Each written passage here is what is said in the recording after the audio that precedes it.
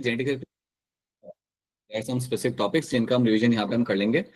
We can start with something like your transcription. Transcription से हम यहाँ पे हमारी कहानी स्टार्ट करते हैं. So will do the transcription करेंगे हम. आरएनए प्रोसेसिंग क्या होता है उसे हम देख लेंगे. Then will see the translation, lac operon, और फिर टाइम रहेगा तो हम एचजीपीपी हमारा यहाँ पे हम देख लेंगे, विच इज मोर लाइकली आपको टाइम मिल जाएगा इन सब देखने का. Let's talk about my transcription. जब हम ट्रांसक्रिप्शन की बात करते हैं तो सबसे पहली चीज आपको यहाँ पे याद रखनी है. The very first thing you have to know in this कि ट्रांसक्रिप्शन आप जो सीखते हो एनसीईआरटी के अंदर, that is my prokaryotic transcription. So transcription जो आपने सीखा एनसीईआरटी के अंदर, that is a transcription happening in my prokaryotes. अगर मैं बात करता हूँ ट्रांसक्रिप्शन की, और अगर आपका ये हो रहा है प्रोकैरियोट्स के अंदर, it is happening in my prokaryotes, तो आपको याद रखना है प्रोकैरियोट्स में ट्रांसक्रिप्शन करने के लिए आपको कोई ज्यादा इंटीग्रेंट्स की यहाँ पे जरूरत नहीं होती. You only need RNA polymerase. आपको यहाँ पे सिर्फ एक सिंगल आरएनए पॉलीमरेज की यहाँ पे आपको रिक्वायरमेंट होती है. So you only need one single RNA polymerase. ये आपके लिए इनफ होता है. सो एक आरएनए पॉलीमरेज इनफ रहता है प्रोकैरियोट्स के अंदर ट्रांसक्रिप्शन करने के लिए. बट यही ट्रांसक्रिप्शन अगर मैं बात करूं हो रहा होगा अगर आपके यूकैरियोट्स के अंदर, then how many polymerase enzyme I need. कितने मुझे एंजाइम की जरूरत पड़ेगी यहाँ पे इन द यूकैरियोट. यूकैरियोट्स के अंदर आपको यहाँ पे 3 एंजाइम पड़ेगी. You have RNA polymerase 1, you have RNA polymerase 2,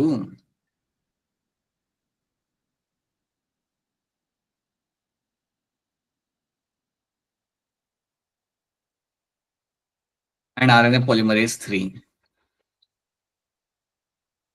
So these are the 3 kind of enzymes which you'll be finding are the enzymes of my eukaryotes. ठीक है. RNA polymerase 1, 2 and 3 आपके 3 type के आपके एंजाइम्स आपको यहाँ पे देखने के लिए आपको यहाँ पे मिल जाते हैं. So these are the 3 enzymes you'll find in this, and prokaryotes will have the RNA polymerase. आपका सिंगल एंजाइम आपके यहाँ पे इस्तेमाल किया जाएगा. Now there's one thing you have to know in this. ये आपने यहाँ पे देख लिया.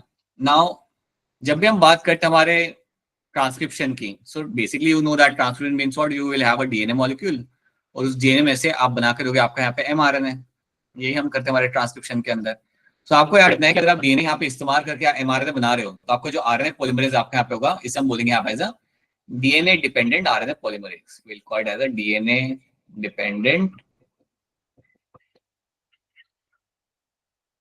RNA polymerase.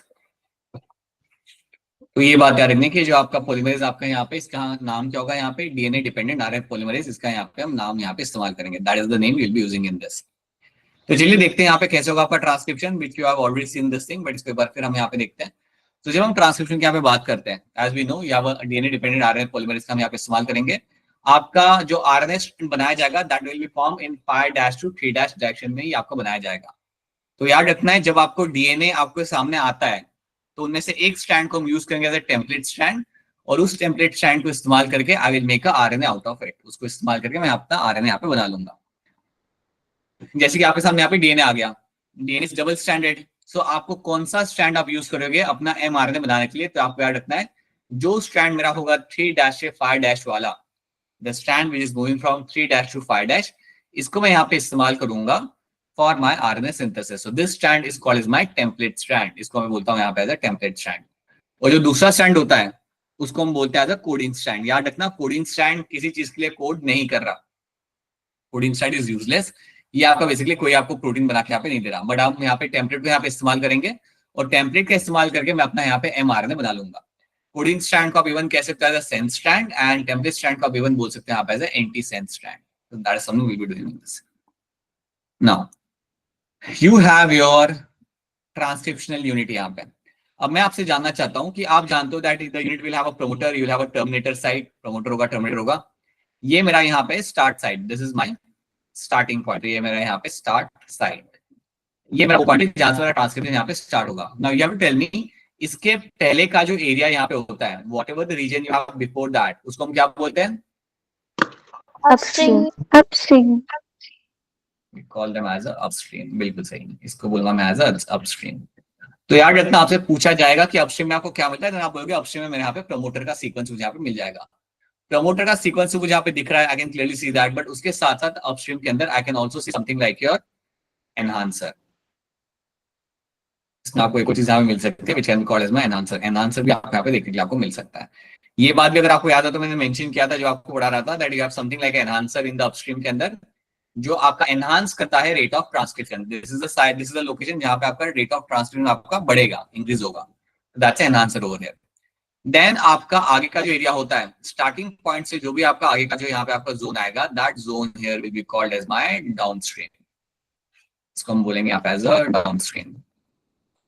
जब मैं इसको यहाँ पे बोल रहा हूँ एज अ डाउनस्ट्रीम, तो आपको यहाँ पे याद रखना है this is area in which you will find कि आपका टर्मिनेटर आपको दिख जाएगा और इसी एरिया के अंदर आपका जीन भी आपको दिख जाता है। सो डाउनस्ट्रीम में you will have a gene and a terminator site आपको यहाँ पे मिल जाएगी। That is something you have to know. अब ये चीज आपको यहाँ पे याद रखनी है। You have a promoter side, you have a terminator side over here, right? You have a structural gene, okay? You have upstream and a downstream area आपका यहाँ पे मिल जाएगा। So you have upstream and a downstream चीज आपको यहाँ पे देखने के लिए आपको यहाँ पे मिल जाती है। Now we have seen this thing। अब आपको याद रखना है कि आपको जो promoter site होता है, promoter region जो आपके यहाँ पे होता है, उसके अंदर आपको एक स्पेसिफिक सीक्वेंस देखने को मिलता है। क्या होता है वो सीक्वेंस जो आपको मिलेगा promoter site के ऊपर? TATA box, right? टाटा आप बॉक्स। सीक्वेंस से वहां पे बोल सकते हो, बिल्कुल सही। That is called as my TATA box. तो टाटा बॉक्स आपको मिलता है प्रमोटर वाले सीक्वेंस के अंदर। याद रखना प्रमोटर इज अ साइट जहां पे मेरा पॉलीमरेज आके बैठेगा। यहाँ पे मेरा पॉलीमरेज आके बैठता है और अपना फिर प्रोसेस यहाँ से स्टार्ट करता है। सो बी वेरी केयरफुल। अगर मेरे टाटा बॉक्स के अंदर कोई चेंजेस आए, अगर मेरे प्रमोटर के सीक्वेंस में अगर कोई म्यूटेशन आता है, देन आपका ट्रांसक्रिप्शन आपका कभी हो नहीं पाएगा। क्यों नहीं हो पाएगा? क्योंकि पॉलीमरेज यहाँ पे आके बैठ नहीं पाएगा। पॉलीमरेज जब तक उसके साथ एक सही तरीके से एक अटैचमेंट बना नहीं रहा, तब तक आपका ट्रांसक्रिप्शन स्टार्ट नहीं होता। सो याद रखना, अगर यहाँ पे कोई म्यूटेशन हुआ, तो अगर कभी ऐसा कोई सवाल आ गया जो आ भी सकता है, अगर आपके प्रमोटर सीक्वेंस में अगर कोई म्यूटेशन यहाँ पे होता है, then the transcription will not be happening. So mutation on the promoter side will have an impact.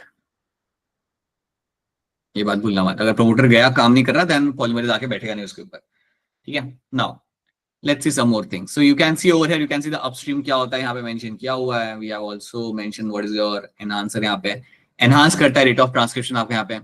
Terminator sequence के ऊपर आने के बाद आपका terminate होगा, you know all those things।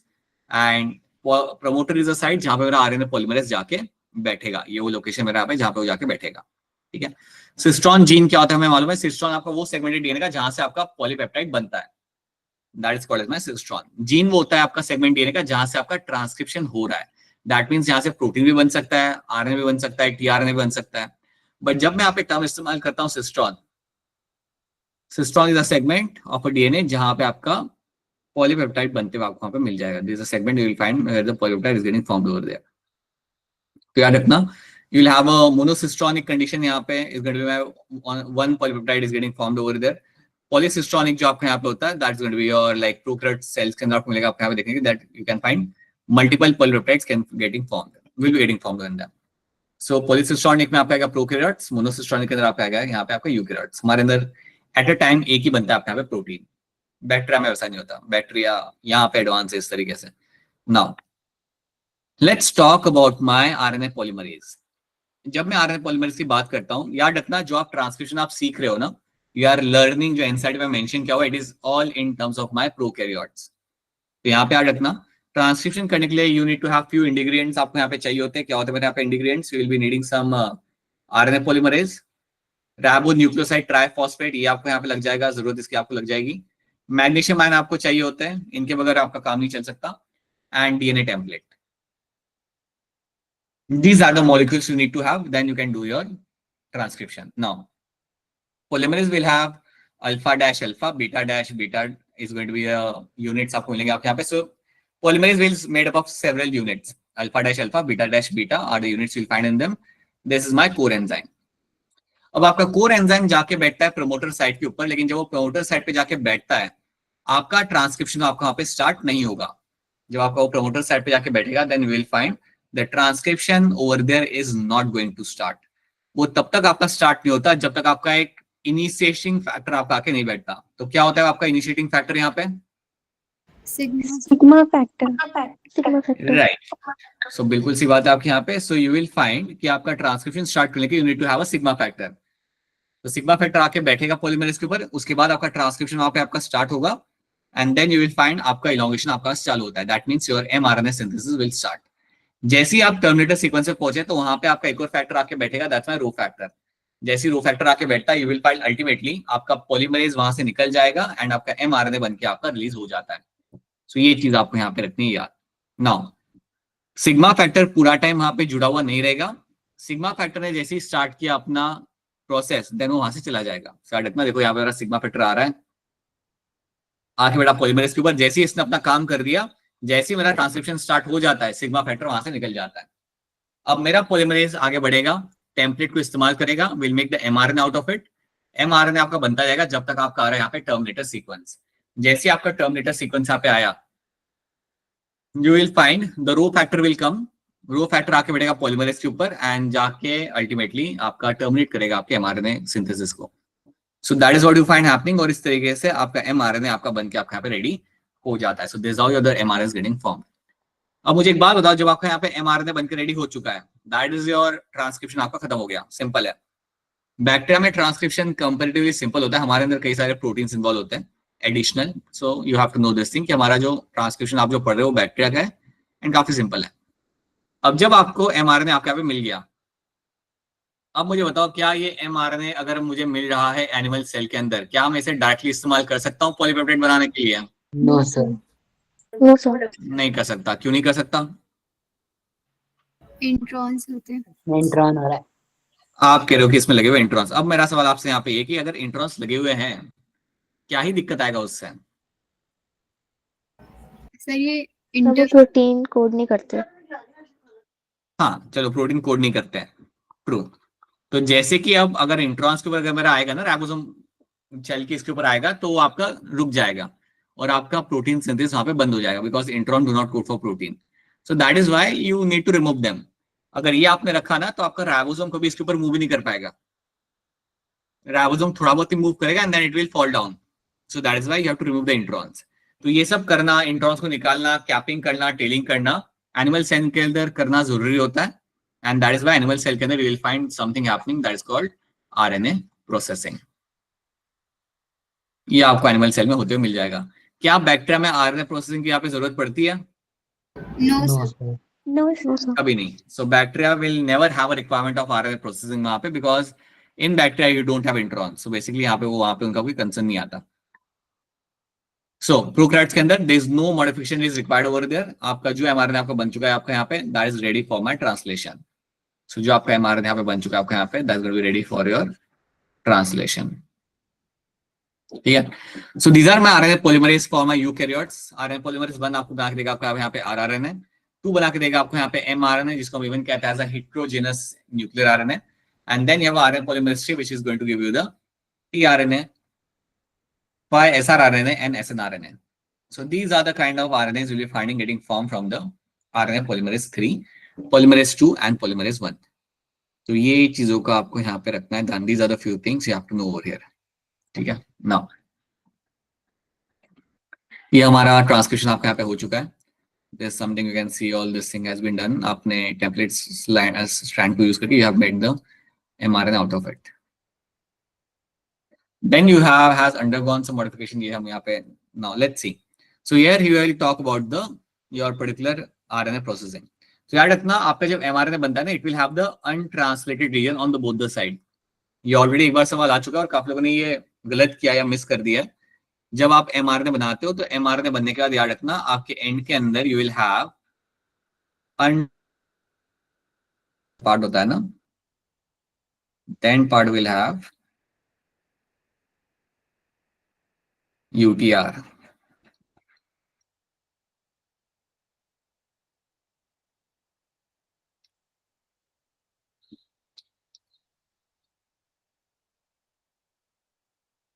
तो UTR is the end part. ये एंड पार्ट जो आपका यहाँ पे होगा दैट्स अ यूटीआर। ये हमेशा रहता है, ठीक है, ये आपका कभी निकलता भी नहीं है। It's important, you need to have that. उसके अलावा व्हाट विल बी डूइंग हो रहा है, आप 5' एंड के ऊपर आप करोगे यहाँ पे कैपिंग। कैपिंग की जब मैं बात करता हूँ तो you should know that you will be adding your methyl गुआनोसाइन triphosphate. तो कैपिंग के अंदर 5' एंड के अंदर हम जब कैपिंग कर रहे हैं, that means I am adding the methyl गुआनोसाइन triphosphate. ये हमने यहाँ पे ऐड करना है। This is something I'll be adding in my 5' end के ऊपर। 3' end के ऊपर भी मैं कुछ यहाँ पे डालूंगा। 3' end पे मैं क्या डालता हूँ वैसे? पॉलीएडेनाइन। वो तो हाँ, सो एडेनाइन मॉलिक्यूल्स में यहाँ पे डालूंगा and that will call as my polyadenine chain आपके यहाँ पे बन जाती है। तो ये बात भूलनी नहीं आपको। कैपिंग हम पहले करेंगे हमारे फाइडेश एंड के ऊपर, जहाँ पे आप ऐड करोगे अपना मिथाइल गोनोसाइन ट्राइफॉस्फेट। ये प्रोटेक्ट करता है एमआरएनए को from the nucleus enzyme. This will protect the your mRNA from the nucleus enzyme से आपको ये बचाता है यहाँ पे। So that is one thing, that is your capping in this. Then you have the tailing over it. Tailing में आपके यहाँ पे क्या किया जाएगा, that you will have the adenine molecules. आप यहाँ पे अपने एडेनाइन मॉलिक्यूल्स को आप यहाँ पे ऐड करोगे। The largest number of adenine molecules are added, that is going to be around 200 से लेकर 300 तक आप एडेनाइन मॉलिक्यूल आप यहाँ पे डालते हो। So this is something will be doing over here in my 3' end के अंदर। ये चीज आप यहाँ पे करते हो आपके 3' एंड के ऊपर, एंड इसको हम बोलते हैं यहाँ पे पॉलीएडेनाइलेशन। कैपिंग टेलिंग हमने यहाँ पे कर लिया। अब बताओ हमें करना है यहाँ पे स्प्लाइसिंग। अब स्प्लाइसिंग करने के लिए आपको दो चीजों की रिक्वायरमेंट होती है। You need to make a spliceosome. Spliceosome बनाने के लिए मुझे कौन से दो इंग्रेडिएंट्स यहाँ पे लग जाएंगे, बताइए। नहीं बताओगे? SnRNA protein. Right, SNRNA plus protein. So SNRNA plus protein का इस्तेमाल करके I can actually make my spliceosome. बेटा ये सब याद रखना है, ऐसे नहीं भूल सकते हैं।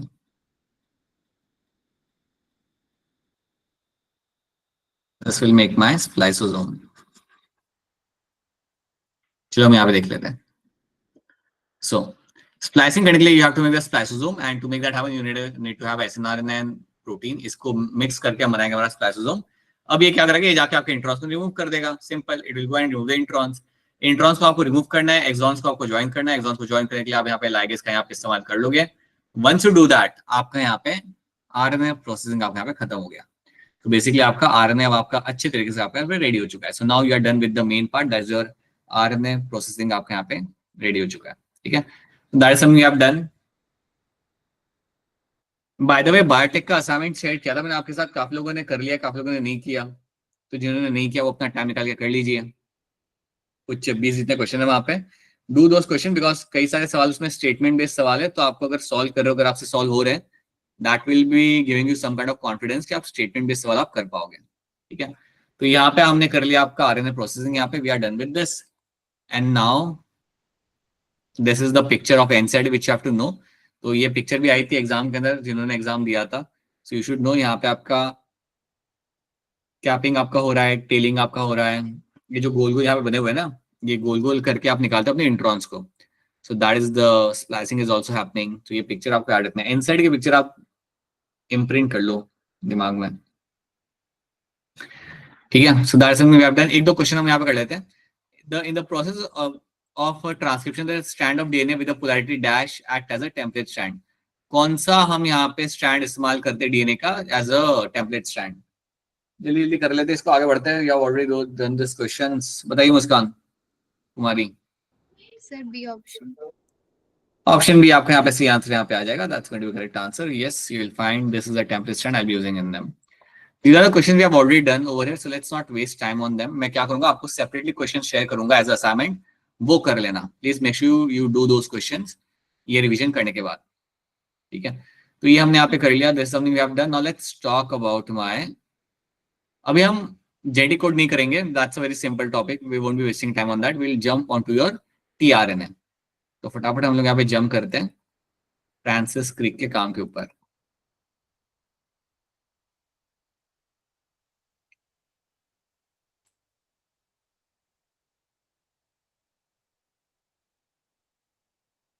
फ्रांसिस क्रिक ने आपका यहाँ पे बोला था,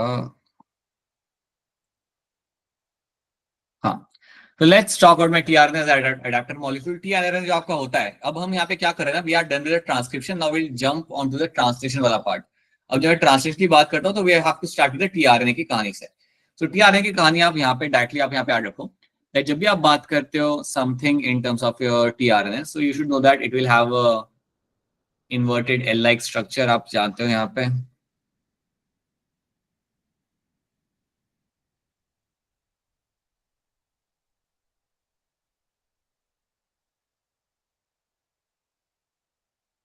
ठीक है। So you have this inverted T-like structure यहाँ पे। You will have let's say this is my 5' end, this is my 3' end। यहाँ पे आपका हो जाएगा और याद रखना 3' एंड के ऊपर ही आपका लगता है आपका यहाँ पे amino acid. Amino acid will seen always on the 3' end के ऊपर। अगर आपको याद हो तो आपके 3' एंड के ऊपर आपको एक स्पेसिफिक सीक्वेंस आपको मिलता है, दैट्स योर ACC। ACC आपको एक सीक्वेंस आपको यहाँ पे देखने के लिए आपको मिल जाता है। तो दिस इज माय tRNA। अब tRNA जो आपके यहाँ पे होता है, tRNA is the smallest RNA। tRNA जो आपको यहाँ पे it is the smallest RNA, right. और यही आपका transport, it will be a key player in doing the translation. So this will be carrying the, this will carry the amino acid, carry your amino acid. अब कुछ याद रह ना रहे, लेकिन ये भी आपको एक चीज आपको याद रखनी है, that you will have this anticodon loop. ये यहाँ पे आपका होगा एंटीकोडॉन लूप। एंटीकोडॉन लूप के अंदर you will have this anticodon will be seen over there. Anticodon loop के अंदर विल हैव सम एंटीकोडॉन्स आपको हमें मिलेंगे देखने के लिए। सो ये बात भी याद रखनी है that this loop will have some एंटीकोडॉन्स।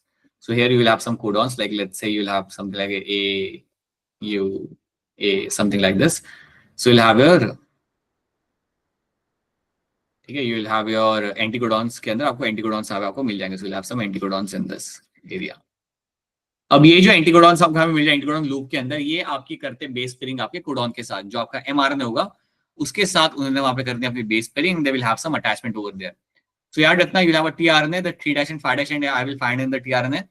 3' end जो यहाँ पे होता है उसके ऊपर ही आपको लगेगा आपका अमाइनो एसिड अटैच्ड, और ये जो आपका एंड आपको यहाँ पे मिलता है, that and will have a specific sequence of my ACC।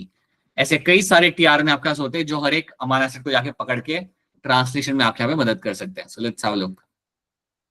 So you can see all these things over here. You have anticodon at the base, जो आपका बेस पेयरिंग करेगा आपका हमेशा यहाँ पे कोडॉन के साथ mRNA के अंदर ड्यूरिंग द ट्रांसलेशन। पहला आपका स्टार्ट होता है translation with the amino acid, that's your methionine.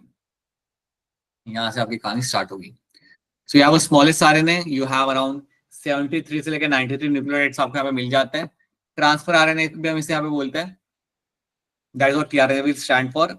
3' end के ऊपर आप लगाते हो अपना यहाँ पे amino acid, that's one thing you have to know, and you have anticodon. So these are the few things. ये इन्फॉर्मेशन आपको यहाँ पे ऐड रखनी है।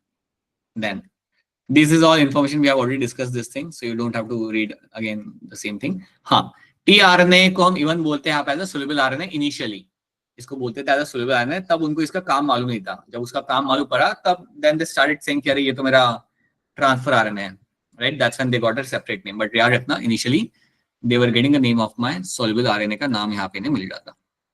Now let's do one thing, यहाँ से हम चालू करते हैं।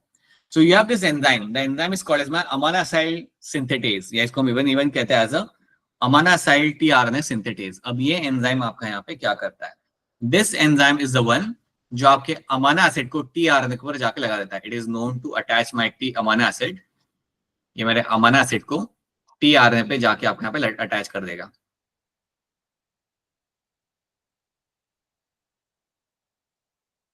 ठीक है।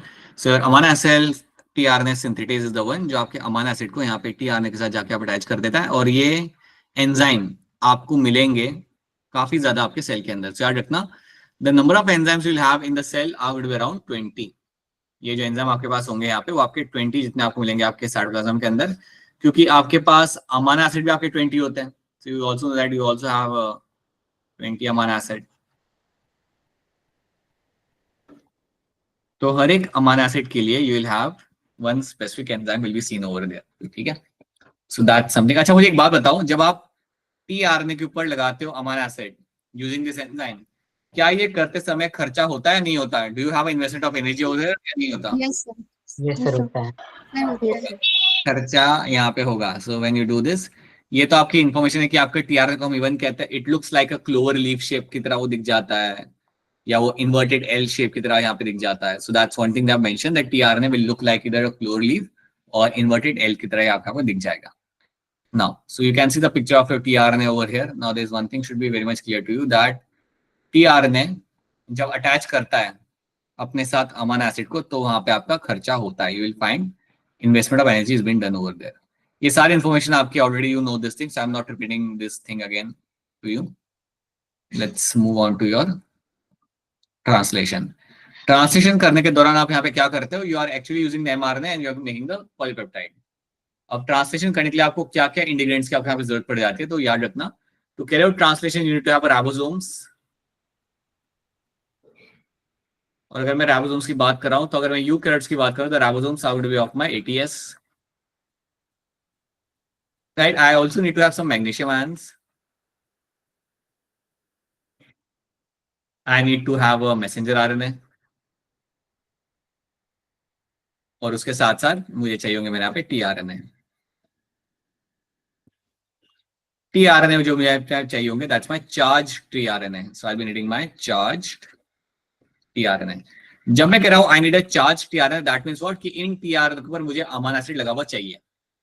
सो अब आपसे पूछा जाएगा कि that which enzyme will play the role in charging of tRNA, then आपका आंसर यहाँ पे आ जाएगा that yes you will have your amino acid tRNA synthetase, जो आपकी हेल्प करता है in the charging of my tRNA। That means वो tRNA के ऊपर अमीनो एसिड लगा के देता है। तो प्लीज ये बात भूलना मत that amino acid tRNA synthetase आपकी मदद करता है आपके tRNA की चार्जिंग करने में। दैट मींस अमीनो एसिड वहां पे वो लगा के देगा। तो इतने इंग्रेडिएंट्स आपको यहाँ पे चाहिए, और इसके साथ आप कर सकते हो अपना यहाँ पे आप ट्रांसलेशन। चलिए, so amino acid tRNA synthetase, we have discussed this thing. The charging of tRNA has been done by them. खर्चा होता है ये सब करने में, ठीक है। Now you can see the enzyme, you can see the picture। अगर इमेजिन नहीं कर पा रहे एंजाइम कैसे दिखता है तो ये रहा आपका एंजाइम यहाँ पे, जो आपको इससे आपको यहाँ पे दिख जाएगा। So you have this enzyme over here, amino acid tRNA synthetase, जिसके ऊपर आपका जाके बैठेगा आपका यहाँ पे tRNA, and then you will find the amino acid will get itself attached over here. So you will have a initiation codon, AUG codon, which will start with your methionine, which will have this. So basically आपका translation हमेशा start होगा methionine से। That is what you will find happening in this. अब यहाँ पे क्या होता है, अब यहाँ पे आपका ट्रांसलेशन स्टार्ट हो रहा है, तो अब यहाँ पे ध्यान देना। So you have this ribosome, right? You have a larger and small unit. पहले मुझे बताओ कि लार्जर और स्मॉल में से सबसे पहले कौन इन्वॉल्व होता है? Which is the first one which will get involved over here? Smaller unit. Smaller unit. So basically हुआ क्या कि आपका स्मॉलर यूनिट जाके बैठेगा या पकड़ेगा आपके mRNA को, तो smaller unit will go and will attach itself with the mRNA। अब जब वो mRNA पे जाके बैठ गया, now it will look for that starting sequence, वो स्टार्टिंग सीक्वेंस को वहां पे ढूंढेगा। तो याद रखना my 40S have got itself attached with the mRNA, और ये अटैचमेंट के लिए भी आपको यहाँ पे खर्चा होता है, that's energy is been used over here. Now जब आपने ये कर लिया, now what will happen, it will look for the starting sequence, जो आपके यहाँ पे होता है आपका AUG। तो आपके स्मॉलर सेल यूनिट आपके AUG को यहाँ पे ढूंढ लेगा, और उसके बाद now my tRNA is going to come. मेरा सबसे पहला मेरा tRNA यहाँ पे आएगा और यहाँ पे बेस पेयरिंग करेगा मेरे यहाँ पे कोडॉन के साथ। सो tRNA यहाँ पे आ चुका है, और जो सबसे पहला मेरा tRNA हमेशा आता है that is my methionine. So methionine मेरा यहाँ पे आ चुका है, and that methionine is something which will come attached to the tRNA, it will come and get itself attached with the codons, ठीक है। it will basically form the base pairing over here। base pairing जब यहाँ पे आपका करेगा anticodon और codon के बीच में, and that's going to be called as your hydrogen bond formation which will be happening over here। तो यहाँ पे आपका जो बॉन्ड फॉर्म होता है दैट्स हाइड्रोजन बॉन्ड, लेकिन ये टेम्पररी बॉन्ड है, ये कोई बहुत स्ट्रॉन्ग बॉन्ड नहीं है, that's a temporary bond, right. अब मुझे बताओ अब यहाँ पे क्या होगा, tRNA आके बैठ चुका है मेरा यहाँ पे कोडॉन के ऊपर। Now what do you think what will happen now? कौन आएगा अब, या कोई नहीं आएगा, हो गया काम? सर लार्जर सब यूनिट आएगी। Larger unit आएगी, yes, larger unit will come over and sit on this, so my larger part will come and sit on this particular unit। और अब ये आपका पूरा कंप्लीट राइबोसोम आपका बन चुका है यहाँ पे। so you have a larger and smaller one are been attached to each other। ये सब अटैचमेंट करने के लिए यूनिट्स ऑफ मैग्नीशियम आयंस, याद रखना है to make this unit of magnesium ions. अब जहां पे आपका tRNA बैठा हुआ था that side becomes my p side, उसको बोलूंगा मैं आपके यहाँ पे as a p side, that side over here will be called as my p side, ठीक है। और जहां पे मेरा यहाँ पे A वाला जो साइट है मेरा यहाँ पे that's a vacant site, A side is a vacant site जहां पे अभी कोई नहीं आया होगा। सो A साइड की ओर मेरा यहाँ पे आएगा मेरा नया वाला tRNA। So new tRNA with the new amino acid will come and sit on the A side. A side को आप याद रखना as a acceptor side. So acceptor side के ऊपर आपका यहाँ पे tRNA आके बैठेगा, it will come and sit over there which will have one more amino acid. तो ये सोच लो कि M है मेरा यहाँ पे methionine, this is my methionine over here, and T is my tyrosine। T मेरा यहाँ पे आपका tyrosine आपका यहाँ पे हो जाएगा। तो यहाँ पे आपका tyrosine लेके आ रहा है आपका tRNA, वहां पे आके बैठेगा, और जब ये आके वहां पे बैठ गया, now the one important thing you have to do is a peptide bond formation। आपको यहाँ पे पेप्टाइड बॉन्ड फॉर्म करना पड़ेगा between the methionine and tyrosine। So you have to form your peptide bond between the methionine and the tyrosine over here. And to make this bond function happen, you will be needing an enzyme, and that enzyme is called by peptidyl transferase. There's a need of an enzyme यहाँ पे, and that enzyme over here is called by peptidyl transferase. So इस enzyme की मदद से you will find the peptide bond formation will happen over there. So आपका एक peptide bond formation आपका यहाँ पे होगा. जब आप यहाँ पे पेप्टाइड बॉन्ड फॉर्म कर लेते हो, इसके बाद आपको ट्रांसफर करना है. Now you have to transfer the amino acid from one location to another location. Basically आपके यहाँ पे होगा क्या, मिथ्योनाइन जो आपका यहाँ पे है, इस मिथ्योनाइन को मैं अब ट्रांसफर करूंगा मेरे टायरोसिन के ऊपर. और जब मैं मेरे मिथ्योनाइन को यहाँ पे ट्रांसफर करूंगा टायरोसिन के ऊपर, तो ये वाला टीआरएनए यहाँ पे हो जाएगा मेरा free. So this tRNA will now become free over here, और फिर अपने रास्ते वहां से निकल जाएगा. तो याद रखना, after doing the peptide bond formation, you have to transfer the amino acid onto the another tRNA. याद रखिए, एंजाइम का नाम भूलना मत, और ये भी मत भूलना that the enzyme is there in the ribosome. So ribosome has a potential to work as an enzyme as well. Ribosome also has a potential to behave like an enzyme, इसलिए हम उसे even बोलते हैं ribozyme. इसलिए हम उसे even बोलते हैं ribozyme. क्योंकि अगर राइबोसोम ये सब चीजें भी कर सकता है. It has a potential to do this kind of thing as well. ठीक है. Now my mRNA is been now my amino acid has been transferred. जैसे ही आपने ये चीज कर लिया, अब क्या होगा, आपका राइबोसोम जो है ना पूरा यूनिट, वो आपका एक स्टेप आगे बढ़ेगा. So it will move one codon forward. जैसे ही वो एक कोडॉन फॉरवर्ड बढ़ता है, व्हाट विल हैपन, यहाँ पे जो आपका टीआरएनए था, यहाँ से वो निकल जाएगा. ये तो फ्री होगा ना वैसे भी, तो इसको हम रिलीज कर देंगे यहाँ पे. एक बार मेरा टीआरएनए जो मेरा पी साइड के ऊपर था यहाँ से निकल गया, it will look for something else. मतलब वो जाके किसी और अमीनो एसिड को जाके पकड़ेगा, और जो आपका टीआरएनए ए साइड के ऊपर था वो आपका आ जाएगा पी साइड के ऊपर. तो यहाँ पे क्या होगा, जैसे मेरा राइबोसोम आगे बढ़ता है, मेरा ए साइड एक बार फिर यहाँ पे खाली हो जाएगा, और जो मेरा टीआरएनए ए साइड के ऊपर था वो मेरा पी साइड के ऊपर आ जाएगा. आप यहाँ पे देख सकते हो. सो मेरा जो टीआरएनए था यहाँ पे ए साइड के ऊपर, वो पी साइड पे आ चुका है. And now my A side मेरा खाली था, जहां पे उड़ उड़ के आ चुका है मेरा यहाँ पे एक नया वाला tRNA has come over there. So याद रखना, the ribosome is going to move codon by codon. So codon by codon मेरा राइबोसोम आगे बढ़ेगा, और जब मेरा राइबोसोम आगे बढ़ रहा है, इसको हम बोलते हैं यहाँ पे द ट्रांसलोकेशन. और ये करने का भी खर्चा होता है. याद रखना, protein synthesis is a expensive event. So ये करने समय भी आप यहाँ पे जीटीपी का आप यहाँ पे इस्तेमाल करते हो. तो that is something you have to know in this. ठीक है. So this is what you have to know in this. And ribosomes आपके यहाँ पे move करते रहते हैं step by step आपके यहाँ पे आगे.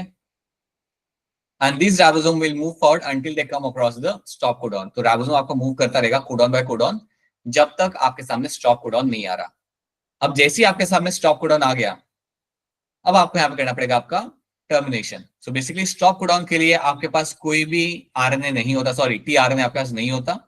So जैसे ही आपका stop codon आया, you will find a releasing factor will come. जैसे ही आपका स्टॉप कोडॉन आपका यहाँ पे आता है, तो एक रिलीजिंग फैक्टर आके बैठेगा यहाँ पे. जैसे ही वो रिलीजिंग फैक्टर आके बैठता है, अल्टीमेटली आपका पूरा यूनिट आपका डिटैच हो जाएगा. You will find the complete ribosome का जो यूनिट है ना, वो एक दूसरे से डिटैच हो जाएगा, और आपका जो प्रोटीन यहाँ पे बन चुका है वो भी आपका यहाँ पे रिलीज कर दिया जाएगा. This will lead to a termination of the translation. क्या इतनी बातें आप सबको याद आ रही है? ये सब हमने पढ़ा था कुछ महीनों पहले. सो आई होप ये आप सब रिवाइज कर पा रहे हो. The whole idea of the revision classes, ताकि आप सब वापस आप याद कर पाओ. अगर कोई चीज समझ नहीं आ रही है, पूछ लो. ये मत सोचना कि रिवीजन हो रहा है तो क्या है, पूछ नहीं सकते हैं. अगर कोई चीज समझ नहीं आ रही, then please go ahead and ask your question. Now, तो ये चीज आपके यहाँ पे हो गई. This is something you have done over here. ये चीज जब आपके यहाँ पे हो जाती है, once you are done with this thing, once you have formed your polypeptide यहाँ पे, अब यहाँ पे आपका क्या होना है, now what you will find in this, खत्म. ट्रांसलेशन आपका यहाँ पे खत्म हो चुका है. बेसिकली आपका प्रोटीन यहाँ पे बन चुका है. Now let me tell you one thing very clearly. आपका जब प्रोटीन बन जाता है ना, it has to undergo some kind of modification. जब आपका पोलिपेप्टाइड बन जाता है यहाँ पे, then it will undergo something called as folding. Folding मतलब इसके अंदर हम कुछ चेंजेस करेंगे, कुछ इसका शेप चेंज करेंगे. That will all happen in my RER. Folding आपके यहाँ पे हो रही होगी आपके आरईआर के अंदर. सो आरईआर इज अ साइट जहां पे आपका प्रोटीन का फोल्डिंग यहाँ पे किया जाता है. सो ये चीज आपको याद रखनी है. So that is something you have to know over here. ये चीज आपको यहाँ पे रखनी है याद. And this is what you find happening in this. Translation refers to a process of polymerization of amino acid to form the polypeptide. The order and sequence of amino acid are defined by a sequence of bases in the mRNA. ठीक है, ये सब हम already हम पढ़ चुके हैं यहाँ पे. We know all these things. आप नीचे GIF के अंदर आप देख सकते हो कि कैसे आप यहाँ पे प्रोटीन आपके यहाँ पे बनाया जाता है. This will just keep on happening. ये आपका होता रहेगा जब तक आपका स्टॉप कोडॉन आपके यहाँ पे नहीं आता. These are the things we have already discussed, so let's not waste time over here. So ribosome will move codon by codon. याद रखना आपका राइबोसोम आपका काफी स्लोली यहाँ पे मूव करता है. कोडॉन बाय कोडॉन ये आपको मूव करेगा यहाँ पे along the mRNA, and amino acids are added one by one, translated into a polypeptide sequence. This is what you find happening in this. So yeah, that's it. That's how you will find your proteins getting formed. जब तक आपका stop codon नहीं आ रहा तब तक आपका polypeptide chain बनेगा, एंड देन बाद में आपका ये रुक जाएगा. So now you have your protein getting formed हो रहा है, and this protein will undergo the folding. और फोल्डिंग करने के बाद this will become my folded protein. So protein की यहाँ पे आपकी फोल्डिंग होगी, and this will become your folded protein. This folded protein will be having some sugar molecules, and that is going to be called as your glycosylation. इसको हम बोलते हैं यहाँ पे glycosylation. ठीक है. जब sugar molecule आप यहाँ पे डालते हो, when you add the sugar molecule on this site, then that over here is called as my glycosylation. हम इसे यहाँ पे बोलेंगे. So RER and Golgi apparatus is something which will do the glycosylation. जो हमने पढ़ा था, अगर आपको याद हो तो, जब मैं आपको सेल वाला का रिवीजन करा रहा था तब मैं आपको बोला था कि प्रोटीन बनने के बाद you do those few things ताकि प्रोटीन आपका फंक्शनल प्रोटीन आपका पे बन सके. तो ये एक और चीज आपको इसके अंदर आपको याद रखनी है. ठीक है. So we are done with the translation. Translation आपका यहाँ पे समझ खत्म हो चुका है. सो आई होप अभी तक आपको ट्रांसलेशन, ट्रांसक्रिप्शन एंड tRNA की कहानी क्या थी वो आपको यहाँ पे समझ आ रही है या आपको याद आ रही है. I hope it's clear to all of you. Yes, sir. Polyribosomes आपके यहाँ पे, पॉलीसोम्स आपके यहाँ पे ये होते हैं जहां पे आपके मल्टीपल राइबोसोम्स आपके यहाँ पे इन्वॉल्व होंगे ऑन अ सिंगल mRNA. ये जनरली करा ये तब जाता है ताकि जब आपको बहुत ज्यादा आपको प्रोटीन बनाना हो. When you have to make a huge amount of protein synthesis, that is when you will find this polysomes वाली कंडीशन आपको यहाँ पे देखने के लिए आपको यहाँ पे मिल जाएगी. Then we have लैकोप्रोन की हम यहाँ पे बात करेंगे ना. We'll jump onto the लैकोप्रोन now. So gene का रेगुलेशन आप कौन से लेवल पे आप यहाँ पे कर सकते हो. At which level I can find the regulation of gene can be done in this. So gene regulation को आप कर सकते हो कई सारे लेवल के ऊपर. You can do the regulation of gene at transcription level पे आप कर सकते हो, प्रोसेसिंग लेवल पे आप कर सकते हो. You can do them at transport of mRNA from nucleus to cytoplasm, वो टाइम पे आप उन्हें रेगुलेट कर सकते हो. And then you can also regulate at the time of translation. Now ये सब तो ठीक है. मैंने आपको कुछ टर्म्स बताए थे. Like you have terms like my something called as my housekeeping gene. किसको याद है what is my housekeeping gene? कोई बताएगा what is your house gene? बोलिए अंशिका, बोलिए. So genes which express themselves all the time. Right. Genes जो अपने आप को एक्सप्रेस करते हैं हमेशा, those are called as my housekeeping genes. बिल्कुल सही बात है. और जो जीन्स आपके काम के टाइम पे एक्सप्रेस करती है, call them as regulatory genes, या आप उन्हें कह सकते हैं as a constitutive genes. Sorry, you are only going to call them as a regulatory genes. तो याद रखना, हाउसकीपिंग जीन्स आपको तो पूरा टाइम काम करते हैं, और कुछ जीन्स होते हैं जो सिर्फ तभी काम करेंगे जब उनकी रिक्वायरमेंट होगी. जैसे इंसुलिन का जीन, वो तभी इंसुलिन बनाएगा जब आपकी जरूरत होगी तब, और ऐसा बनाएगा नहीं. नाउ जीन जब एक्सप्रेस करता है तो आपको क्या मिलता है? इधर यू गेट अ प्रोटीन और यू गेट आरएनए. जब जीन का एक्सप्रेशन यहाँ पे होता है, देन इधर you get a protein, you get RNA over there. Protein आपका क्या हो सकता है? Protein can be a enzyme, can be a transport channel, can be antibodies, number of things can be a protein. RNA जो आपका बनाया जाता है, जैसे कि अगर हम आरएनए की बात करें तो ये एक बनेगा एक important component of my ribosomes. So gene जब एक्सप्रेस करेगा, इधर आपको प्रोटीन मिलेगा या फिर आपको आरएनए मिलेगा. राइट. अब हम यहाँ पे बात करेंगे जीन रेगुलेशन की, कि कैसे आपके एक जीन को आप ऑन कर सकते हो या ऑफ कर सकते हो. How your gene which is not working will suddenly start working, वो हम यहाँ पे देखेंगे. और कैसे आप एक चलते काम करते हुए जीन को आप बंद कर सकते हो. So this is the two things will try to send this. So lac operon की हम बात करते हैं. आपको साइंटिस्ट का नाम याद रखना है, बाकी सब चीजें तो मैं आपको बता दूंगा.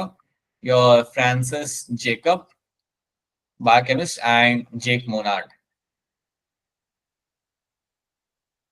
ये जेनेसिस आपका यहाँ पे, and then we have biochemist. इन्होंने मिलकर आपका दिया था आपका यहाँ पे लैक ओवरन का कॉन्सेप्ट, इन्होंने आपको समझाया था. तो लैक ओवरन का कॉन्सेप्ट समझाने के पहले मैं आपसे पूछना चाहूंगा, मुझे आप लोग बताओ याद करके, कि अगर आपके पास एक बैक्टीरिया है और बैक्टीरिया के अंदर ही आपको मिलेगा आपका lac operon, this is something you find in the prokaryotes. So lac bacteria will have the lac operon. मुझे आप लोग बताइए याद करके कि अगर मैं बैक्टीरिया को खाने के लिए दूंगा यहाँ पे ग्लूकोज एंड लैक्टोज, अगर मैं बैक्टीरिया को खाने के लिए यहाँ पे देता हूँ मेरा यहाँ पे glucose and lactose, then in that condition मेरा बैक्टीरिया यहाँ पे लैक्टोब्रान को ऑन करेगा या नहीं करेगा, मुझे ये बताओ। नहीं करेगा। नहीं करेगा सर। काफी लोग कॉन्फिडेंस से कह रहे हैं यहाँ पे नहीं करेगा, कुछ लोगों ने बोला नहीं करेगा, बाकी लोग क्या कर रहे हो, सोच रहे हो। आप लोग कह रहे हो कि लैक्टोब्रान यहाँ पे रहेगा, यहाँ पे off, so you are saying that the lac operon will remain off in this condition. मुझे बताओ कि क्यों लग रहा है आपको कि ये ऑफ रहेगा, why do you think the lac operon will remain off in this. Sir क्योंकि बैक्टीरिया ग्लूकोज प्रेफर करता है। बिल्कुल सही, राइट चेतना, अंशिका, अभिषेक। मेरा बैक्टीरिया यहाँ पे प्रेफर करेगा यहाँ पे ग्लूकोज मॉलिक्यूल। जब तक आपको बैक्टीरिया को ग्लूकोज खाने के लिए मिल जाए वो लैक्टोब्रान को ऑन नहीं करेगा, याद रखना। लैक्टोब्रान का काम होता है लैक्टोज को डाइजेस्ट करना। This lac operon is a gene which will ultimately help in the lactose digestion. This will ultimately help in my lactose digestion में, ये आपको यहाँ पे मदद करेगा।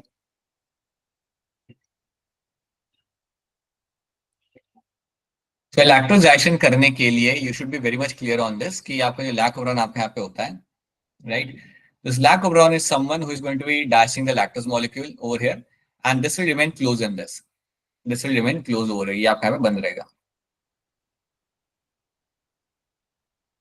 ठीक है, आपके यहाँ पे बंद रहता है। ना what will be happening in this ना, इसमें आपका होता क्या है कि चलो आपके यहाँ पे ये बंद है और आपके ये लैक्टोज का डाइजेशन आपके ये पे अभी हो नहीं पाएगा फिलहाल के लिए।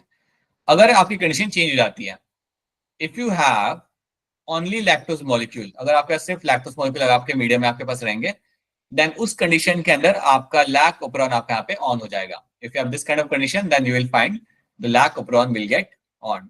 तो अगर आपके पास सिर्फ लैक्टोज मॉलिक्यूल है आपके मीडियम के अंदर, then in that case you will find कि आपका लैक्टोप्रोन जो आपके यहाँ पे होगा इसको यहाँ पे ऑन होना ही पड़ेगा।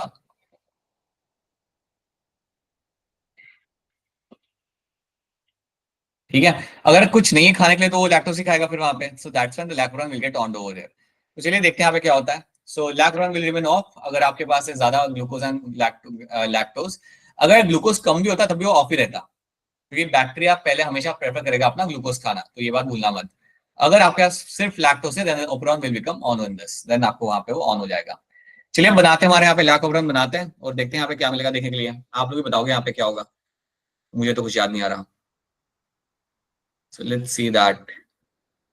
So you have a lactobron. So initially you will have a gene. एक यहाँ पे स्टार्टिंग में आपके यहाँ पे जीन होता है और ये जीन मेरा यहाँ पे जो होता है वो जीन मेरा होता है यहाँ पे जीन आई। तो बताइए जीन आई मुझे यहाँ पे क्या बना के देगा? रिप्रेसर। सर जीन आई मुझे बना के देगा मेरे यहाँ पे रिप्रेसर। तो यहाँ पे मुझे एक बना के देगा यहाँ पे एक प्रोटीन और उस प्रोटीन को यहाँ पे बोल सकता है रिप्रेसर। तो this will make me a protein that is going to be called as my repressor. सब लोग याद रखना, एनसीईआरटी लेके बैठो सब लोग कि आपका जीन है आपको बना के देता है आपके यहाँ पे रिप्रेसर, आपको बना के देगा आपके यहाँ पे। ठीक है, रिप्रेसर के बाद आपको यहाँ पे मिलेगा एक और आपका जीन आपको यहाँ पे मिलेगा बनता हुआ, and that gene here is going to be called as my promoter gene. तो मुझे बताओ ये जो प्रमोटर जीन जो आपके यहाँ पे होगा ये क्या बना के देगा आपको?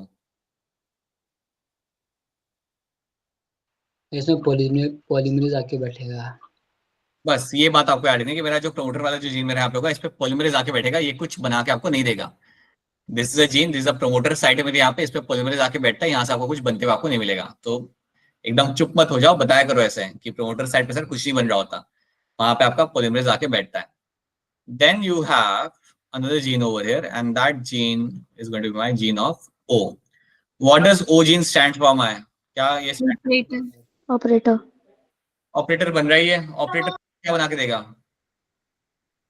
सर कुछ तो नहीं बना के ऑपरेटर पे देगा। रिप्रेसर आके बैठता है। हो जाएगा। बिल्कुल सही, ऑपरेटर आपको कुछ बना के यहाँ पे देगा नहीं, इसके ऊपर आके मेरा रिप्रेसर आके बैठेगा। सो दिस इज लोकेशन जहाँ पे मेरा रिप्रेसर आके अटैच करता है। सो दिस इज लोकेशन जहाँ पे मेरा रिप्रेसर आके यहाँ पे अटैच कर लेगा अपने आप को। जब तक मेरे ऑपरेटर वाले साइड पे लगा हुआ है मेरा रिप्रेसर, सो याद रखना सब लोग यहाँ पे, this is my promoter site, this is going to be your operator site, और ये है मेरा यहाँ पे रिप्रेसर यहाँ पे लगा हुआ है। सो ये मेरा रिप्रेसर यहाँ पे अटैच करा हुआ है। जब तक मेरा रिप्रेसर वहां पे लगा हुआ है you can not find your gene getting express over there, आपका जीन आपके यहाँ पे एक्सप्रेस आपके यहाँ पे नहीं करेगा।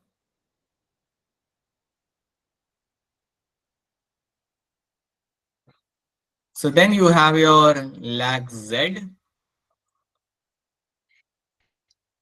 You have your lac y and then you have your lac a. ये 3 जीन आपके यहाँ पे लगे हुए, तो याद रखना लैक जेड आपको अब जल्दी बताऊं यहाँ पे लैक जेड क्या बनाता है आपके लिए? Beta Beta galactoside. galactoside. True, ये बना के देखा यहाँ पे beta galactosidase. So beta galactosidase ये आपको यहाँ पे बना के देगा. मुझे बताओ आपका लैक वाई क्या आपके बना के देगा आपको यहाँ पे? परमेज। परमेज आपको बना के देगा आपके यहाँ पे lac Y. And lac A? Transacetylase. Transacetylase. Right, transacetylase. ठीक है, परमेज आपको अलाउ करता है आपके लैक्टोज मॉलिक्यूल को अंदर लेने के लिए. That's what my permease is known for. Lactase is something known for my beta galactose जो आपको डाइज करेगा आपके लैक्टोज को. So this will remain close right now. ये तो भी आपका बंद है यहाँ पे, बट जैसे ही आपके लैक्टोज मॉलिक्यूल आते हैं मीडियम के अंदर, जैसे ही आपके लैक्टोज मॉलिक्यूल आपके आते हैं सेल के अंदर, assume that this are my lactose molecule. चलो ब्लू कलर के बनाते हैं हम लोग. सो अज्यूम दैट मेरे ब्लू कलर के लैक्टोज मॉलिक्यूल यहाँ पे अंदर आ चुके हैं. Right, the lactose molecule which have entered inside, they are also called as my inducer. So lactose molecule को यहाँ पे बोल सकता है they are also called as my inducer. So lactose molecules are also called as my inducer. So lactose molecule आपके यहाँ पे ready है, ये आपके यहाँ पे आ चुके हैं. जैसे मेरे lactose molecule यहाँ पे आ जाते हैं, now they will get themselves attached with the your repressor. So ये जाके आपके repressor के साथ जाके वहाँ पे attach हो जाएंगे. Once they go and attach themselves with the repressor, तो आपका रिप्रेसर वहां से निकल जाता है. यू विल फाइंड कि आपका जो रिप्रेसर आपका वहां पे लगा हुआ है ये आपका वहां से निकल के बाहर आ जाएगा. So my as soon as my lactose molecule come and attach over there, मेरा रिप्रेसर वहां पे खड़ा नहीं रहेगा and it will get itself detached from the operator side. यही तो काम होता है lactose molecule, they work as an inducer, और इनकी मदद से आप रिप्रेसर को वहां से निकाल देते हो. एक लैक्टोज यहाँ पे भी लग जाएगा. यहाँ पे अगर आपका रिप्रेसर बन रहा है तो इसको भी जाके आप बंद करोगे ना, यहाँ पे जाके आप लगे ना. Okay, so once you are done with that, now your lac operon will start. अब आपका लैक ओपरॉन जब आपके यहाँ पे स्टार्ट होगा, यू विल फाइंड आपके तीनों एंजाइम आपके बनने लगेंगे आपके यहाँ पे. They will come and they will start doing their job of dicing the lactose molecule. So this is what you find happening in this. ये याद रखना, हाउसकीपिंग जीन्स क्या होते हैं? Which express all the time. Regulatory genes आपके होते हैं जो एक्सप्रेस करते हैं as per the requirement. Now let's have a look. So here we have your polymerase coming and sitting on the RNA polymerase coming and sitting on the promoter side पे आके बैठ रहा है आपका यहाँ पे. अगर आपके लैक्टोज प्रेजेंट है वहां पे, देन उसे रिप्रेसर को वो लोग वहां से हटा देंगे. And now what will happen, all the 3 enzymes will be formed from this particular gene. तीनों एंजाइम्स आपके यहाँ पे बनेंगे यहाँ पे. This is what you find happening in this. तो जैसे आपने रिप्रेसर को निकाल दिया, my lac operon will get on, और ये आपका ऑन तब तक रहेगा जब तक आपके सारे लैक्टोज मॉलिक्यूल डाइजेस्ट नहीं हो जाते. तो आप समझो इस बात को कि आपके सेल के अंदर कई सारे लैक्टोज मॉलिक्यूल आपके यहाँ पे हैं. So, आपके सेल के अंदर you have many lactose molecule. But simple सी बात है, जब आपके ये एंजाइम बनने लगेंगे, जब आपका जीन एक्सप्रेस करेगा, लैक्टोज मॉलिक्यूल यहाँ पे ज्यादा नहीं रहेंगे, दे विल गेट डाइजेस्टेड. तो after matter of some time what will happen ना, कि लैक्टोज आपके यहाँ पे गायब होना लगेंगे यहाँ पे, like they will get digested. एक बार लैक्टोज खत्म हो गया, एक बार अल्टीमेटली आपका लैक्टोज यहाँ पे खत्म हो गया, देन व्हाट विल हैपन, आपका ओपेरॉन वापस से बंद हो जाएगा. Your operon will get itself closed again. ठीक है, तो ये बात आपको यहाँ पे याद रखनी है. The operon will remain on till you have the lactose molecule. Once they have been digested, आपका ऑपरेटर पे जगह पे ऊपर जाके लग जाएगा वापस से repressor. Your repressor will come and attach to the operator side, and then you will find your gene will stop expressing itself. So that is something you have to know. So you have, in the absence of inducer, what will happen? You will have in the absence of the inducer, you will find कि आपका यहाँ पे बंद रहेगा lack operon, और जैसे आपका inducer आपके यहाँ पे आ गया, lac operon will start over there. अच्छा, ये पी क्या होता है वैसे यहाँ पे? ये जो पी अलग से यहाँ पे लिखा हुआ इन लोगों ने, what is this P stands for? I gene clay promoter. Right, that's a promoter of my I gene. That's a promoter for my I gene. ये जो मेरा पी है आपका यहाँ पे, that's a promoter for your I gene यहाँ पे. So that's what you have to know. ठीक है, तो ये हमने यहाँ पे देख लिया. So there's something we have seen. Now let's see this thing.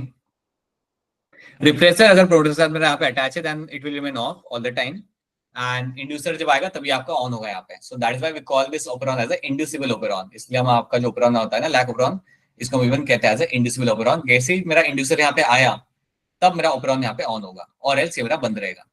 Right, अगर ग्लूकोज है आपके मीडियम के अंदर, लैक्टोज नहीं है, देन वैसे भी आपका ऑपरेरॉन आपके यहाँ पे बंद ही रहेगा, फिर तो कोई चांस ही नहीं आपके यहाँ पे.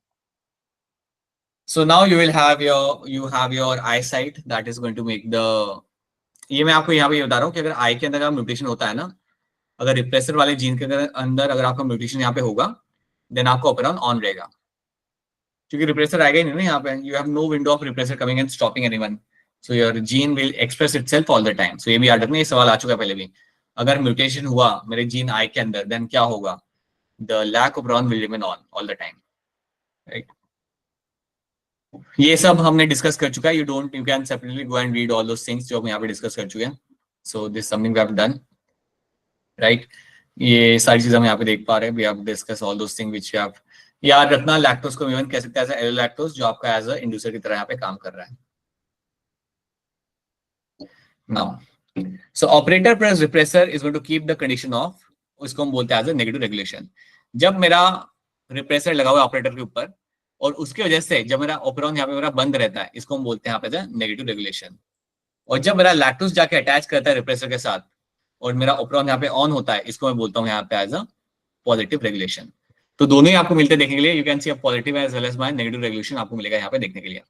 सो regulation of my lac operon by repressor is referred to as a negative regulation. Lack operon is under the control of my positive regulation as well, but it is beyond the scope of a discussion of this level.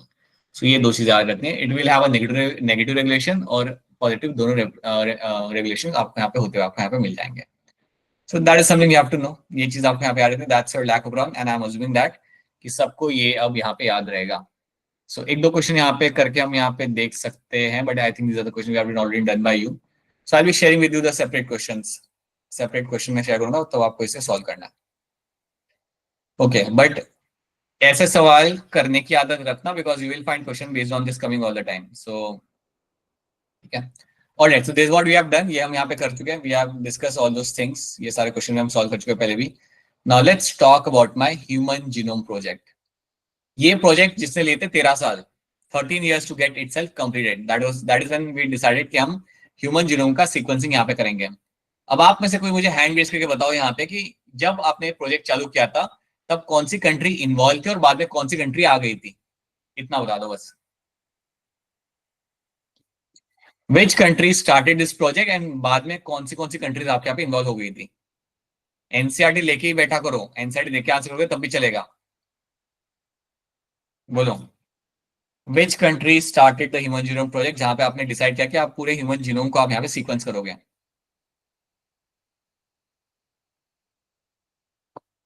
बोलिए चेतना, बताइए. Sir पहले UK थी, then afterwards Japan, France, Germany भी आए थे. Okay, it started with USA. याद रखना, it started with USA. Then बाद में फिर प्लस हुआ था आपका यूके आपका आया था, and then yes, उसके बाद you are finding बाद में your Japan, Germany, France came, right? अब ये सारी इंफॉर्मेशन है, ये सारी इंफॉर्मेशन आपके एक सवाल बन सकती है. So you should know that कि कौन सी कंट्री में स्टार्ट हुआ था और कहाँ पे लाइक बाद में कौन सी कंट्रीज आपके यहाँ पे आई थी. So let's have a look. पहले याद रखना कि ये जो प्रोजेक्ट चालू किया था इसका खर्चा कितना था. सो ये सारे जो पॉइंट्स है ना जहाँ पे उन्होंने मार्किंग की हुई है, they are all important points. ये आपके स्टेटमेंट बेस्ड क्वेश्चन के अंदर आ सकते हैं. So human genome project is said to have approximately 3 × 10⁹ base pair. इतना आपको यहाँ पे मिल जाता है. आपके यहाँ पे this is the amount of base pair you will be having in them. और इनकी कॉस्ट ऑफ सीक्वेंसिंग, इनका प्लान था इतने बेस पेयर का सीक्वेंसिंग करना. कॉस्ट क्या था, $3 पर बेस पेयर. टोटल कॉस्ट कितना आपको यहाँ पे आता है, अराउंड $9 बिलियन यहाँ पे आपका खर्चा आ रहा था. यहाँ पे बात की जा रही स्टोरेज की कि कितना आपको अगर उसे स्टोर कर दो कितना इन्फॉर्मेशन को आपको स्टोर करना पड़ेगा. The enormous amount of data expected to be generated also necessitates the use of high speed computational की यहाँ पे जरूरत थी आपके पास. So high speed data processing computers की यहाँ पे आपको जरूरत थी यहाँ पे. एंड इसके वजह से जब आपने प्रोजेक्ट चालू किया तो उसके साथ आपका एक और फील्ड था बायोलॉजी का जो आपका डेवलप किया, ग्रो किया, that was my bioinformatics. Human genome project was closely associated with the rapid development in the new area of biology, that's bioinformatics. So ये सारे points they can become a question for you, so you should know them. Then what are the goals? Goals आपके यहाँ पे क्या आते हैं? So let's have a look at the goals. इनका पहला गोल था यहाँ पे to know the complete human genome, पूरे human genome को अच्छे से जानना. Second was my to know all the genes of the genome. इनका मानना था कि बहुत सारे जीन्स होते हैं जीनोम के अंदर और उनको हम यहाँ पे जान लेंगे। स्टोरेज ऑफ इंफॉर्मेशन को स्टोर करना, डेटा को एनालाइज करना to do data analysis over there and share the data with the industry. जो भी आप डेटा यहाँ पे बना रहे हो, आपको मिल रहा है, वो आप इंडस्ट्रीज के साथ, प्राइवेट सेक्टर के साथ, पब्लिक सेक्टर के साथ आप शेयर करो। एंड आखिरी पॉइंट इनका यहाँ पे था ये to address the issues. What are my issues? Ethical issues, social issues, जो भी यहाँ पे आएंगे। सिंपल सी बात है, जब आपने ये प्रोजेक्ट चालू किया था कई सारे एथिकल कमिटीज सामने आके प्रॉब्लम क्रिएट करने वाली थी, तो उनको आप कैसे डील करोगे? So that was also their plan. तो ये इनके कुछ गोल्स थे, to know the complete genome, to know the all the genes of the genome, storage करना इंफॉर्मेशन को, डेटा एनालिसिस करना इस इंफॉर्मेशन का, शेयर करना डेटा को with industries and to address all the issues which are coming along with the project. ये सारे इनके यहाँ पे थे इनके ऑब्जेक्टिव्स, राइट? सो ऑब्जेक्टिव्स हम ऑलरेडी यहाँ पे देख चुके हैं। We have seen the objectives, that's what they have decided, goals. Now अब ये सब मैं आपको जो बता चुका हूँ सबको ये मालूम होना चाहिए, ऐसे आप बिल्कुल म्यूट नहीं हो सकते हैं। The project took around 13 years, right? कौन इन्वॉल्व था पहले आपके यहाँ पे? US department of energy and NIH, US का department of energy and national institute of health, ये आपके यहाँ पे इन्वॉल्व है। During the early years of the HEB, फिर बाद में आपका वेलकम ट्रस्ट भी आपका इन्वॉल्व होता फ्रॉम द यूके, ये भी बाद में आपका इन्वॉल्व हो गया था as a major contributor. And then later on you are finding बाद में Japan, France, Germany, France and some other countries were also involved. The project was complete in the year of 2003 के अंदर आपका project आपका यहाँ पे complete हो चुका था, ठीक है। नाउ कई सारे नॉन ह्यूमन मॉडल्स के ऊपर भी ये करा गया था। So there are many non human models जिनको यूज किया गया था इस प्रोजेक्ट के अंदर। मतलब ह्यूमंस का तो कर ही रहते हैं, बट इसके साथ we have also done the some non human models का भी हमने सीक्वेंसिंग हम कर चुके हैं, like C elegans, your drosophila, arabidopsis. These are some of the example you have to know along with some bacteria genes जिनका हम कर चुके हैं। हमारे यहाँ पे हम basically are done with by genome sequencing. Now method आपका यहाँ पे क्या था? एक था आपका यहाँ पे एक्सप्रेस टैग सीक्वेंस और एक था आपका यहाँ पे सीक्वेंस एनोटेशन। क्या लग रहा है इन दोनों मेथड में से कौन सा मेथड ज्यादा हमारे लिए आसान होगा? What do you think, which method has to be much more easier over here? Sir पहले एक्सप्रेस वाला। Sequence tag, Express. Express sequence tag वाला मेथड आपके लिए ज्यादा आसान है आपके लिए। इन्होंने इसमें क्या किया इस मेथड के अंदर, इस मेथड के हिसाब से जो आपका जीन एक्सप्रेस कर रहा होगा इनटू आरएनए फॉर्मेशन, अगर आपका जीन कुछ बना रहा है, अगर आपका जीन आरएनए बना रहा है, उसकी ही वहां पे वो लोग सीक्वेंसिंग करेंगे। Will be doing the sequencing for the same RNA. So express sequence tag में याद रखना है आपको यहाँ पे कि यहाँ पे आप क्या करते हो, to know the sequence of the DNA which codes for RNA, to know the sequence of DNA which will code for the RNA, इसको हम बोलते हैं यहाँ पे as a express sequence tag. This is called as your express sequence tag. So express sequence tag में आपको रखना है to know the sequence of the DNA which codes for RNA. That is going to be called as my express sequence tag, जिसे हम यहाँ पे बोलते हैं। Sequence annotation में हम यहाँ पे क्या बोलते हैं? Sequencing of a whole genome। यहाँ पे आप क्या करते हो? You do the sequencing of the whole genome। मतलब आप ये नहीं देख रहे कि वो वहाँ पे आपका RNA बन रहा है नहीं बन रहा, आप पूरे जीनोम का आप सीक्वेंसिंग यहाँ पे आप कर रहे हो। So coding plus non coding sequence दोनों को आप यहाँ पे सीक्वेंसिंग आप करते हो in my sequence annotation. I think it's very clear that step 1 ज़्यादा simple है compared to my step 2. Step 2 seems to be something which is going to be much more lengthy one. ठीक है, अब हम यहाँ पे करते क्या है, let's see. सबसे पहले आप डीएनए को लेके जाते हो, you have a DNA. आप डीएनए को ब्रेक डाउन करोगे मल्टीपल फ्रेगमेंट्स के अंदर। सो आपके डीएनए के आपके यहाँ पे कई सारे आपके यहाँ पे फ्रेगमेंट्स आके बन जाएंगे। अब जब आपके फ्रेगमेंट्स आपके यहाँ पे बन चुके हैं, इन फ्रेगमेंट्स को आप डालते हो आप स्पेसिफिक वेक्टर के अंदर एंड यू डू क्लोनिंग। अब इन फ्रेगमेंट्स की मैं करता हूँ यहाँ पे क्लोनिंग। अब क्लोनिंग करने के लिए मैं इनको यहाँ पे किसका इस्तेमाल करूंगा? मैं यहाँ पे I will use a BAC and YAC, bacterial artificial chromosome as a vector और as a yeast artificial chromosome. Yeast artificial chromosome आप यहाँ पे इस्तेमाल करोगे। These two vectors can be used for my cloning purpose के लिए। जब मैं यहाँ पे क्लोनिंग करता हूँ, when I go for a cloning over here, you should know this thing very carefully, you should know this thing. Cloning करने के बाद इन डीएनए के सेगमेंट्स को मैं भेज दूंगा अलग अलग लैब के अंदर। क्लोनिंग करके समझो मैंने एक सेगमेंट के मल्टीपल कॉपीज मैंने यहाँ पे बना लिया। Now those copies will be sent into different labs. अब वो लैब क्या करेगी, वो उसका सीक्वेंस पहचानने की कोशिश करेगी। सिंपल सी बात है बेटा, आपका डीएनए काफी बड़ा होता है, आप पूरे डीएनए का सीक्वेंस एक टाइम में आप नहीं पता कर सकते हैं। आप उसे फ्रेगमेंट में आप डिवाइड कर देते हो and those fragment can be shared with everyone. Like समझो मैंने फ्रेगमेंट बना लिए कई सारे, एक फ्रेगमेंट जाएगा मुस्कान के पास, एक फ्रेगमेंट जाएगा अभिषेक के पास, एक जाएगा किसी और के पास। So now they will have to take care of that particular fragment और उसका सीक्वेंसिंग वो लोग वहां पे करेंगे। तो इस तरीके से उन्होंने अपना काम चालू किया था। सो जो भी मैंने आपको मेंशन किया वो सब आपके यहाँ पे मेंशन किया हुआ है इस स्लाइड के ऊपर, you can have a look at this reading later on. ये आपने कर लिया। अब सीक्वेंस को कैसे आप जानते हो, like how you get to know कि वहां पे सीक्वेंस क्या है, वो पता करा जाता है with the help of my Sanger sequencing. तो सैंगर सीक्वेंसिंग जो आपके यहाँ पे होता है, ये एक तरीका है, like this is a technique through which you can actually get to know the sequence of the DNA. Frederick Sanger ने ये डेवलप किया था। फ्रेडरिक सैंगर ने बेसिकली पता लगाया था कि एक प्रोटीन के अंदर अमाइनो एसिड का सीक्वेंस क्या होता है, what is the sequence of amino acids in the protein, ये आपका फ्रेडरिक सैंगर ने हमें बताया था। तो उसी तरीके को इस्तेमाल करके they actually made a sequence of a DNA as well. They also made a sequencing of the DNA as well. So that is something they did. ये चीज उन्होंने यहाँ पे की थी। ठीक है, तो देखो अब यहाँ पे क्या कर रहे हैं लोग। So you have your Frederick Sanger ने अपने यहाँ पे किया था, using his technique we are able to actually do the sequencing over here. और आपको भी ये लास्ट वाला पार्ट यहाँ पे आपको याद रखना है, ये सब बहुत डिटेल में आपको याद नहीं रखना, but you have to know the last part over here. The sequence of the chromosome 1 was complete only by the May 2006 तक आपका कंप्लीट हो गया था। This was the last of the 24 chromosomes, ये आपका एंड में आपका खत्म हो गया था आपके यहाँ पे। और सारी सीक्वेंसिंग करके आपने क्या किया, every segment of DNA was now data आपने स्टोरेज आपका किसके अंदर किया था, you did in the highly develop और वेल एडवांस कंप्यूटर डिवाइस के अंदर आपने अपने डेटा को यहाँ पे स्टोर कर लिया था। Now this one thing you have to know in this, कि इनके पास पता है एक चैलेंज यहाँ पे क्या था। चैलेंज का यहाँ पे ये था कि आपने सीक्वेंस तो पता कर लिया, now you have to decide कि सीक्वेंस कौन से क्रोमोसोम को बिलोंग करता है। तो वो उनका एक चैलेंजिंग पार्ट था जो उन्होंने बाद में उन्होंने कर लिया था।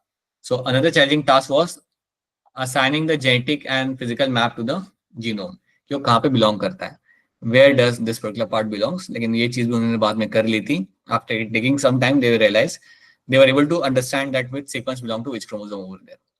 ठीक है, बाकी इसके अलावा जो रिमेनिंग चीज आपके यहाँ पे देखे रखी हुई है, रिस्ट्रिक्शन एंडोन्यूक्लियस, recognition side हम already देख चुके हैं, let's not waste time on this. We know what are my replicative sequence, that is for my macrosatellites, जो हम बाद में पढ़ेंगे in the DNA fingerprinting के अंदर। okay, ये mention किया हुआ है यहाँ पे। now let's see what were my results. results मेरे यहाँ पे क्या आते हैं। so आपने ये सब कर लिया, अब आपको यहाँ पे आउटकम आपका यहाँ पे क्या मिला। तो ये रिजल्ट्स वाला जो आपका यहाँ पे पेज है ना, आपके लिए बहुत इंपॉर्टेंट है, बिकॉज अगेन यहाँ से सवाल आपके आएंगे। सवाल अगर डायरेक्टली आ गए तो बहुत बढ़िया है, नहीं तो कई बार क्या होगा स्टेटमेंट आएंगे यहाँ से कि आपके कितने बेस पेयर आपको मिलते हैं ऑन एन एवरेज एक जीन के अंदर, या आपका सबसे छोटा जीन आपके यहाँ पे कौन सा होता है उसका नंबर वहां पे लिखा होगा। So this page is very important, याद करना पड़ेगा आपको ये बैठ के हमेशा। Human genome contains around 3164.7 million base pair. Human genome के अंदर आपको इतने बेस पेयर आपके यहाँ पे मिल जाते हैं। The average gene consist of 3000 bases, but a size vary greatly. With the largest human gene is going to be of my dystrophin. Largest gene जो आपके यहाँ होता है, that's a gene of your dystrophin, जिसका size आपके यहाँ पे होगा 2.4 million bases. So रखना, average gene consists of a 3000 bases over here, and the largest gene is going to be of your dystrophin. ये dystrophin आपने याद करो, हमने पढ़ा था in your muscular dystrophy के अंदर. That's your gene. The total number of gene are around 30,000, much lower than what they expected. काफी कम होता है। याद रखना 99% of the nucleotide base are exactly same in all the people, and हमें अभी तक नहीं मालूम 50% जीन आपके यहाँ पे क्या कर रहे हैं। We are still unclear that what are your remaining 50% genes are doing. Less than 2% of the genome codes for a protein, ये कई बार सवाल में भी आ चुका है आपका यहाँ पे। Repetitive sequence makeup a large portion of a human genome, एक बहुत बड़ा पोर्शन बनाता है आपका यहाँ पे रिपीटेटिव सीक्वेंस यहाँ पे आपका। Like you know that this repetitive sequence are like my satellite DNA, और ये मल्टीपल टाइम रिपीट होते हैं। Repetitive sequence are stretches of DNA that repeat multiple times, sometime 100 to 1000 times ये आपके यहाँ पे repeat कर जाते हैं। They are thought to have no direct coding function. They shed light on the chromosome structure and dynamics and the evolution. याद रखना आपके satellite DNA कभी कोई coding यहाँ पे नहीं करते. They are just getting repeated multiple times in your genome, and they have some function in terms of understanding the ancestry, but उनका कोई वैसे कोई function नहीं होता। Chromosome 1 has 2968 genes. Chromosome Y has 23 genes. That's the least number of genes they will have. ये याद रखना, and then you have your single nucleotide polymorphism आपको देखने के लिए मिल जाता है।